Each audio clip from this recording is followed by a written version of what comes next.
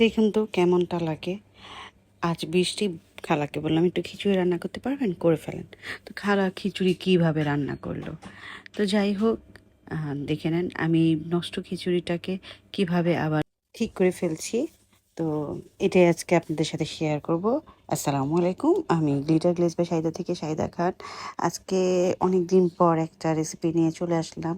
আজকে একটু বৃষ্টি বৃষ্টি ছিল, তো আমার খালাকে আমি বলেছিলাম একটু ভুনা খিচুড়ি করতে, যেহেতু আমি মেকেনি স্কুলে থাকি। তো এসে দেখি খালা এরকমভাবে খিচুড়ি করেছে, সে পারে না।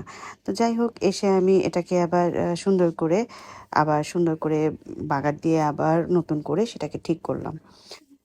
তো প্রথম দিকেই দেখিয়ে দিলাম যে আমি একটু ঘি দিলাম, সেটার মধ্যে পেঁয়াজ বেরেস্তা করে সুন্দর করে আবার একটু হলুদ একটু লবণ দিয়ে আমি কিন্তু খিচুড়িটাকে আবার প্রিপেয়ার করলাম সেম ওয়েতে।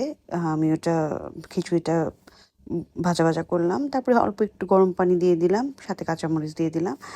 তো এটাই হচ্ছে আমার খিচুড়ি, মানে নষ্ট খিচুড়িটাকে সুন্দর করে আবার রূপ দিয়ে দিলাম।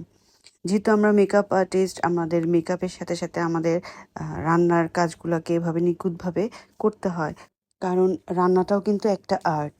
রান্নাটাকেও একটা সুন্দর রূপ দেওয়া যায়। আর যে জিনিস বলে না যে দেখতে সুন্দর, খেতেও মজা।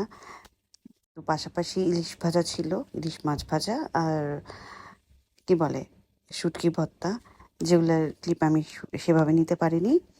তো এই তো ছিল আজকের ব্লগ আমার। আপনাদের যদি ভালো লাগে অবশ্যই লাইক শেয়ার কমেন্টস করবেন, আমার সাথে থাকবেন, আমার জন্য দোয়া করবেন। আর আমি যাতে নতুন নতুন কিছু নিয়ে আপনাদের সাথে হাজির হতে পারি, অবশ্যই সেই দোয়া করবেন। তো এই ছিল আমার খিচুড়ির ফাইনাল লুক। তো সবাই ভালো থাকবেন, সুস্থ থাকবেন, আল্লাহ হাফেজ।